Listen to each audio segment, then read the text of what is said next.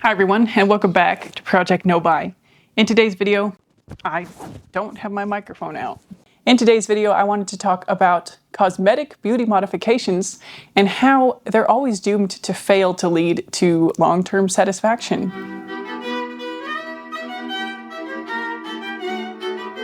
So I think many have covered this topic before, and many have gone into why body modifications and beauty spending, luxury cosmetic trends, the hair, the eyebrows, the nails, the Botox, the lashes, the plastic surgeries, all of that is kind of doomed to lead to long-term happiness, even with our appearance, the very thing that they were designed to enhance or address. And that is also putting ourselves on a treadmill, constantly going, and also dealing with goalposts that are constantly moving.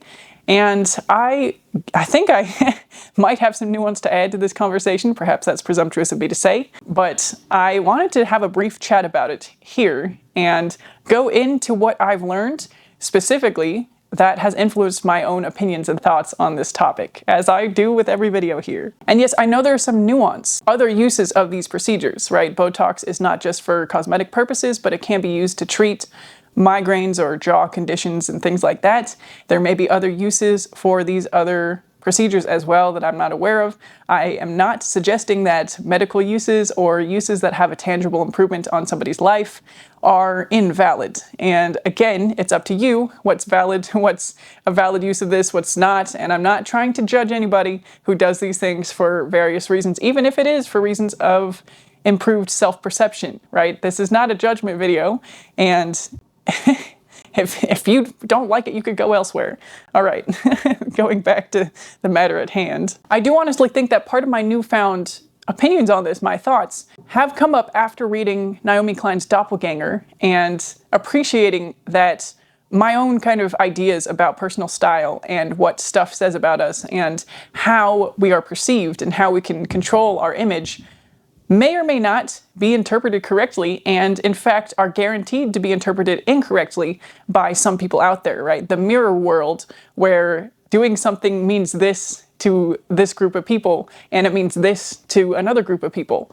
And the fact that I've been validated, in other words, my thoughts have been validated by Naomi Klein, which again feels like it's a little bit of kind of being on my high horse here. I'm not trying to be, but hearing somebody else talk about these ideas, I guess, has helped me kind of formulate additional thoughts on my own. So going back to that point that our standards of beauty as a society are always changing, they're always moving goalposts. So our own personal desires for how we want our bodies to look, provided it's anything other than how we were naturally formulated or biologically made, or, however we look unmodified. Those desires are being shaped by society, a constantly changing society. And the people in the society that perceive us are also having their views manipulated as well. And so if our views of what is attractive are so malleable, it feels like getting permanent surgical modifications certainly could be a really bad idea, or not exactly fulfilling the purpose that we want it to fulfill if we want to be more attractive.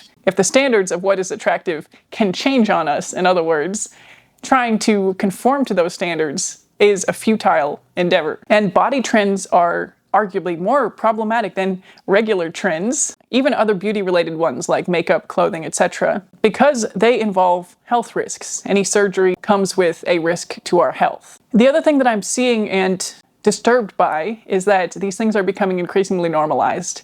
And they're not just normalized by people who outwardly look like they're chasing the beauty standard, if that makes sense. They're not just normalized by the overt influencers, the models, the celebrities. They're being normalized by content creators, by people who create content and post it in an organic way, not even people doing this for their living. I was personally a little flabbergasted to see a creator that I've watched videos from on other topics, generally consumer conscious topics actually, that's kind of my jam these days. And in this, I think it was a short video, she was talking about how she got Botox and how she was deciding not to do it again, how it wore off, how she didn't really love it.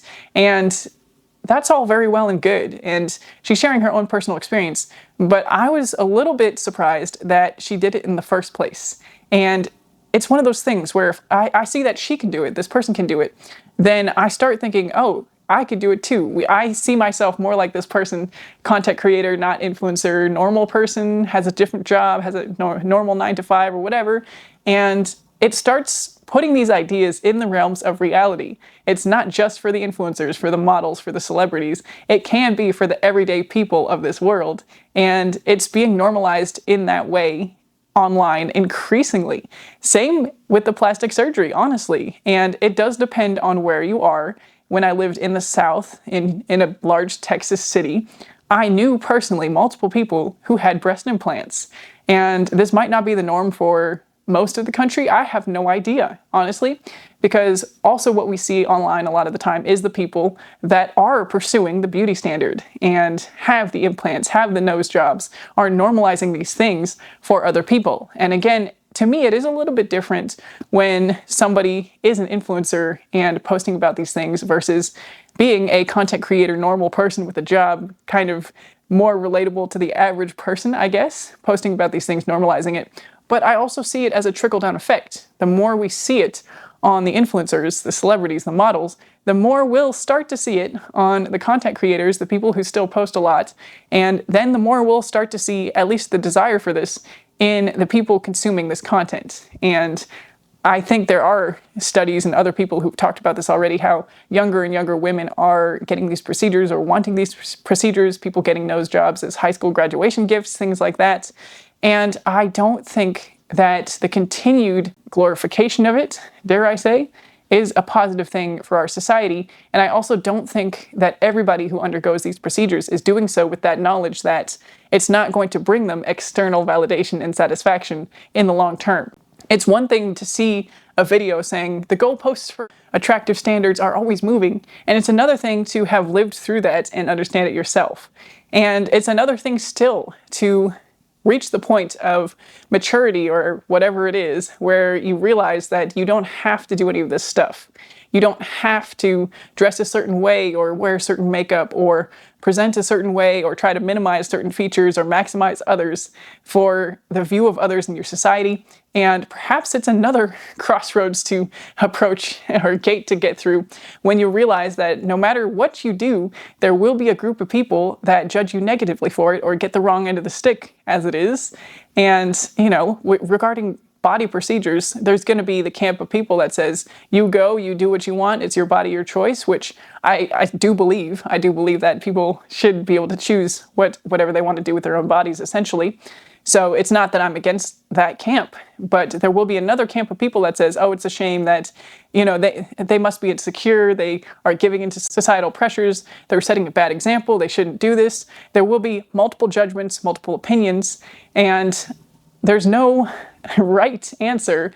There's no surefire way to get the result that you actually want. And I guess that begs the question, if we were in a vacuum, would anybody want to modify their body? And this question applies to many things.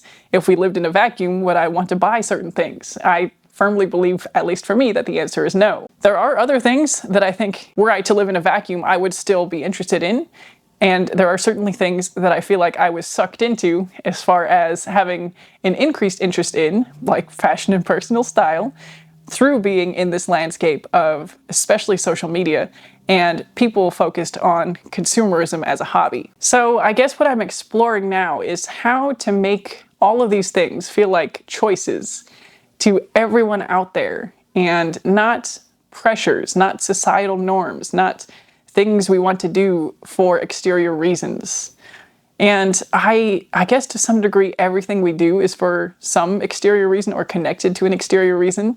So this may be an impossible task. And I definitely don't want other people to fall into this trap of judgment, I guess, or being too aware of other people's thoughts, because I don't think that's a productive place to be in either, or a place that leads to authenticity. I've even experienced it here on this channel where I do get comments of people who, what it is these days actually is people who don't like my laugh. And I know I just laughed in saying that. And with every video I make now, I think about why I continue to feel the urge to laugh while I'm talking. And I think there's something incongruous to me about what I'm doing here. As somebody who is becoming more and more immersed in the real world and less in the digital world, I guess, despite continuing to make videos for the digital world. But there's a sense of irony that I feel all the time when I speak to people asynchronously, I guess is the word, a new word that I learned from the book, The Anxious Generation, where interactions online are asynchronous a lot of the times. I'm speaking on a certain day at a certain time and you're watching at a totally different day and different time. And there's something weird about it. There's something kind of uncanny about it. I am not nervous to talk to this camera or to you on the other side, but there is something a little bit weird in my mind and absurd, I guess. And leaning into that humor of the absurdity is why I continue to have a little chuckle at myself and at this format and at the world, the state of the world that we're in. But I will try to stop, and I am going to go into that perhaps even more in another video, and nobody really needs to know this anyway, so why am I continuing to talk about it? But another example that I should probably have started with is growing up when I was in high school. There would be people around, maybe not even at our school, but girls who wore a lot of makeup, and they would always get varying takes on it. You know, the gossip behind their back would either be, less so. Gossip, I guess, tends to be negative. So they would have people saying, oh, they wear so much makeup because they're insecure. It's so sad or whatever. They don't need that. They don't need to show how insecure they are by loading up the makeup all day, every day or whatever. And the other flip side of that is obviously, they're wearing makeup because they feel good in their skin, they feel fierce, they want to express themselves, they want to have some kind of style going on. And both of those could be true. And we will never know without talking to the person themselves what their motivation was. And I guess either of those could be true, both of those could be true at the same time. But without speaking to that person, the judgment upon them won't be correct. And that's something that I feel like is unfortunately natural in terms of having a judgment. And I kind of feel like that is a societal product as well. We've been primed to judge in that way. The gossip happens. People who gossip, I don't think, are necessarily bad people. I just think it is an impulse that people have, that humans have. And it's something that I have deliberately been trying to unlearn. And I've also somewhat deliberately. I do feel like I am a person that tries to see all sides of every situation, even if I get it wrong. And it's gotten me into trouble sometimes here online. But I do think we can shape our own way of approaching these kinds of thoughts, in other words. But again, there's that example of people who wear a lot of makeup either being insecure or being expressive, and I think plastic surgery can be even more polarizing in that regard. And anybody who's felt personally insecure and thought about it might be prone to projecting that onto anybody who goes ahead and does it. And there's not really any way to be free from that baggage of other people's projections, nor can we control how other people perceive us. No matter how hard we try to consciously brand ourselves and curate an image, we can't always make sure that people are getting it right. And if we were to spend too much time on social media, we might start to think that it's more radical to not get any procedures done, to have self-acceptance, depending on the social circles we're in as far as the algorithm online, and also our social circles in real life, right? The people we spend time with in real life still has an effect despite the online world taking over. And indeed, I actually do feel like it's more radical not to have tattoos these days because it does feel like everybody has one. And so the tables have turned. Regardless, in person, online, I do still feel like the choice to undergo some kind of body modification has been more normalized than it was even 10 or 20 years ago when I was a child. There are fewer celebrities out there, it seems like, who haven't had any work done at all than those who have. There are huge influxes of influencers showing the whole behind-the-scenes process of getting certain procedures done. Arguably, I've even done the same thing with a dental procedure. It wasn't cosmetic, it was to preserve the health of one of my teeth. And I went on a vlog of getting that done too. So perhaps I'm part of this problem in some kind of way, even though, again, mine was a health procedure and not a cosmetic one. And bringing it back to personal examples, as I always tend to do here, back when I was in school, back in my day, I didn't have as much social media expanding the range of who I considered my peers. So most of my interactions were in person, and what's more, I lived in a small town where just things like the access to body modifications and plastic surgery were much fewer. There was less access to that. There was less aspiration for that. And even so, I took part in the habits, the hygiene habits, the beauty standards that most of my classmates were doing. So shaving the legs, shaving the armpits, things like that. There were smaller percentages of my school population that would do things like tanning, getting their brows waxed, but it wasn't enough that I felt societally pressured to do these things. And again, in my days of less maturity, I could flip it around and do the mirror world thing and tell myself that these people who wanted to be tan and have their eyebrows perfectly waxed were doing it because they were insecure or they cared too much about their appearance, and I didn't want to be like that, right? I could tell myself ways, I could make it okay, in other words, for me to do the most popular beauty procedures like the shaving and etc., makeup, and tell myself that these other ones were going too far for me and make it kind of reconciled in my own mind. But I guess what I'm saying now is I feel like that balance is shifting to where people may start apologizing for not being tan. In fact, I do see that online. People may start apologizing for having a nose that's too big or breasts that are too small, or I think I've fallen into that trap myself. Maybe I haven't apologized per se, but I might have acknowledged that on this channel even in kind of self-deprecating ways. And it's a difficult thing to escape fully. It's a difficult thing to truly believe. It's even happened on the history of my channel where I might have made comments about not wearing bras and things like that, and there being tidbits in my comment section dialogue about how some people find it distracting when people with larger chests don't wear bras. And I try not to get into arguments in the comments, although perhaps it's happened once or twice, but I fundamentally disagree with projecting perceptions onto people.